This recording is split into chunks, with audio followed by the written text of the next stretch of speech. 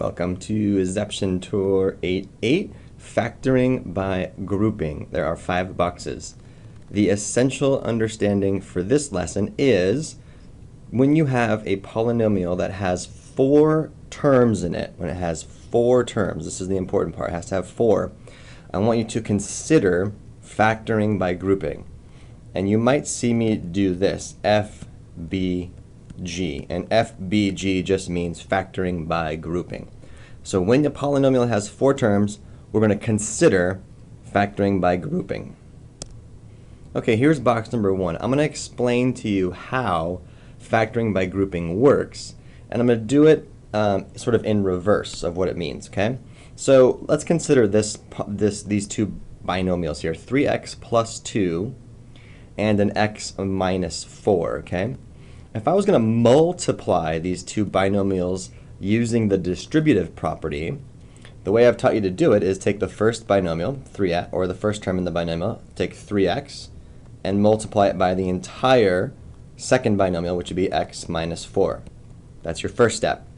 And then take your second term and multiply it again by the whole binomial, x minus 4. So plus 2 by the binomial x minus 4. So basically right there, we have done the factoring by grouping. And here's how you know. What you're trying to do is get one binomial to match up like I have here. And when I say match up, I mean the same binomial, because then once we're at this step, we know we can get to that step just by undoing the distributive property. Okay? So that's how we would do it. So now let me show you the same problem in forwards direction so that it makes more sense to you. So consider this. Let's say we're on this side now. Okay, what if I give you this? 3x squared minus 12x, oh, I'm sorry, 3x to the third. My bad. 3x to the third minus 12x squared plus 2x minus 8. Okay, so now we're going to pretend to do this problem from the very beginning.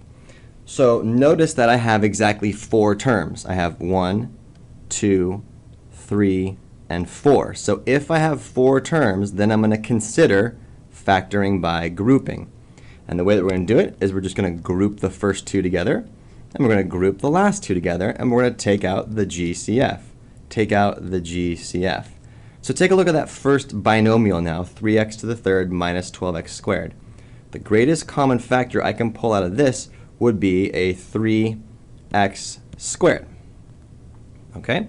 And what would that leave me with, right? That would leave me with, how much on the end? Would give me an x minus 4. Okay? Now, on this one, I could pull out a positive 2, and that would leave me with an x minus 4. So do you see the common factor here of the x minus 4? Hopefully you do see it. So that means we can just take the distributive property one step further. So that would be 3x squared plus 2 multiplied by an x minus 4.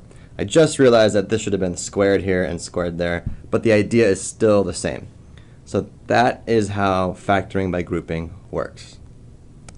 Okay, box number 2, let's do a better example here without any mistakes on how factoring by grouping works again. So I have 8x to the third plus 14x squared plus 20x plus 35. Notice I have 4 terms. So if I have 4 terms, I want to consider factoring by grouping. The reason we consider it is because it doesn't always work, but most of the time when we do problems out of the book or it comes up where we have 4 terms, we can make it work.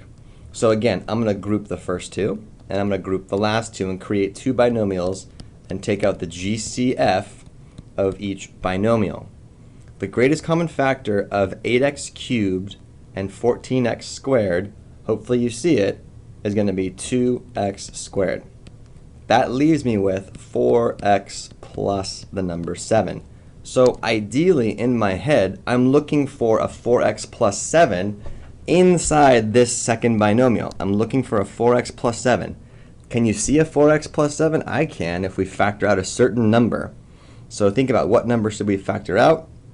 Hopefully you see it. 20x and 35. What can we take out? We could take out a 5. That will leave us with 4x plus 7, and therefore I can see that these two now match up. So if I just do the distributive property in reverse one more time, I would get this, 2x squared plus 5 times 4x plus 7. And that is how this polynomial factors. Now again, if you don't see that or don't believe me, we could do a box problem, and we could do 2x squared plus 5 and multiply that by 4x plus 7. But all we would do is we would end up with this thing right here. So we've seen that before. Okay, box number 3 is another example of factoring by grouping. So I'm noticing that I have 4 terms, but I'm also noticing right away that I could pull the GCF out of the entire polynomial. So if I pull out the greatest common factor of all these, of 4, 8, 12, and negative 24, and x to the fourth, x to the third, x squared, I could pull out a 4x. Okay, what will that leave me with? That will leave me with an x to the third minus 2x squared plus 3x minus 6. So hopefully you see that first step. Now I'm going to factor by grouping on just the polynomial that I have left over after we factor out the 4x. Okay, so I'll have the 4x, it still comes with me. So let's take a look at that first binomial here. Okay, what can I factor out of that? Well, I could pull a x squared out of this. So I could pull an x squared out. And that will leave me with an x minus 2. Okay, so I'm looking for, my brain is already looking for an x minus 2 in that second binomial. I can see an x minus 2 if I pull a 3 out. So then I'll pull out positive 3. That will leave me with an x minus 2. And now I have my binomials to match up.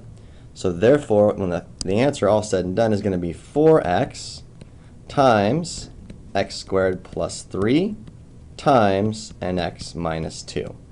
And there is your factored form of this right there. Okay, factoring by grouping, your try. You try. 15x to the third plus 40x squared plus 3x plus 8. Hopefully you got the right answer, but if not, here is the solution.